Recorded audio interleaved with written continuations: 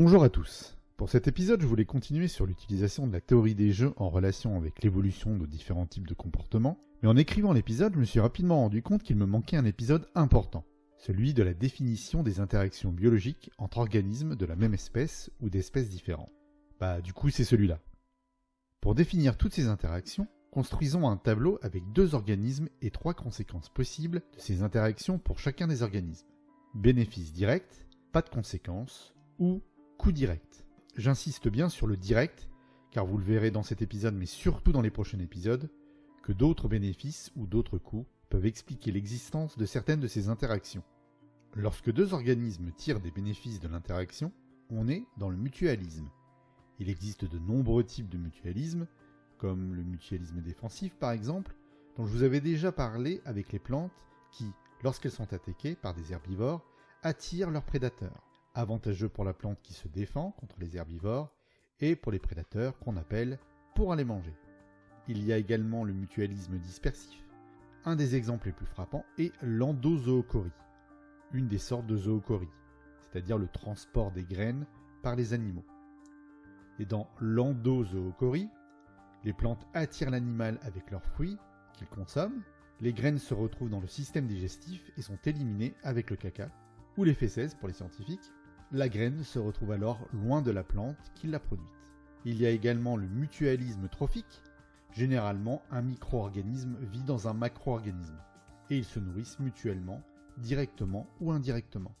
Comme par exemple les bactéries bioluminescentes du genre Vibrio, qui sont entretenues par la baudroie abyssale, et qui sont présentes au bout d'une petite canne devant la bouche de la baudroie, et qui attirent les proies directement devant le prédateur.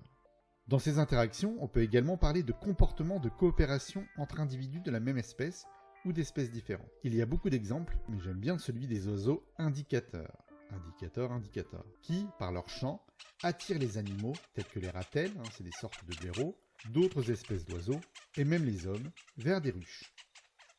Les animaux, attirés par les chants des indicateurs, trouvent la ruche, l'éclatent et mangent le miel.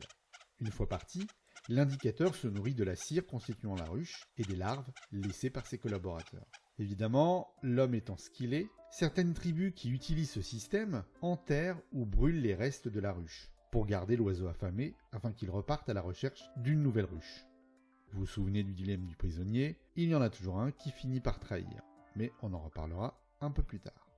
Si l'interaction apporte un avantage à l'organisme mais n'apporte rien à l'autre, c'est le commensalisme. Par exemple, si on revient à la zoochorie, mais cette fois-ci avec l'ectozoochorie, on a le transport de certaines graines de plantes sur l'animal à son insu. Ces graines sont collantes ou ont des petits crochets qui s'accrochent au pelage quand l'animal se frotte sur la plante.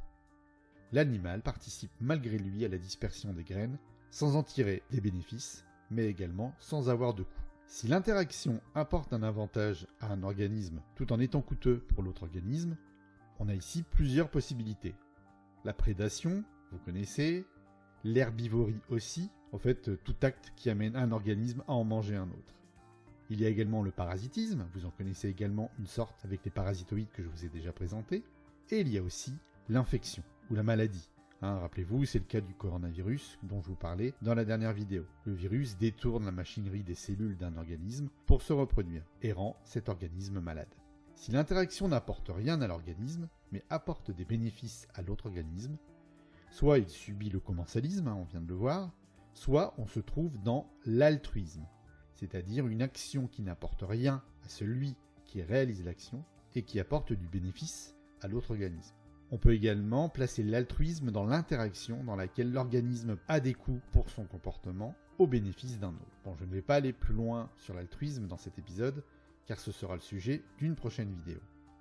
Si l'interaction ne coûte rien à aucun des organismes, c'est le neutralisme. Ça, c'est moi et mes voisins. Enfin, avec les bons voisins. Bonjour, au revoir, et c'est tout. On ne se demande pas de sucre, pas de farine, et on fait pas trop de bruit. Ça, c'est du bon neutralisme.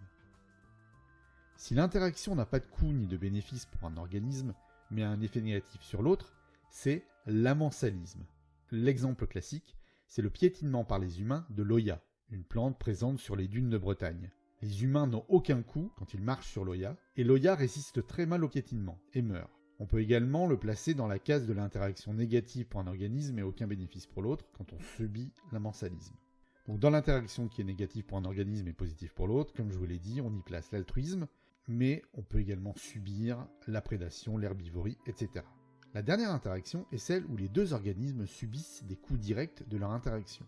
On y trouve ce qu'on appelle les comportements malveillants. Ils sont liés de près à l'altruisme et le sujet est un peu compliqué. Et donc ça fera l'objet d'un épisode à lui tout seul.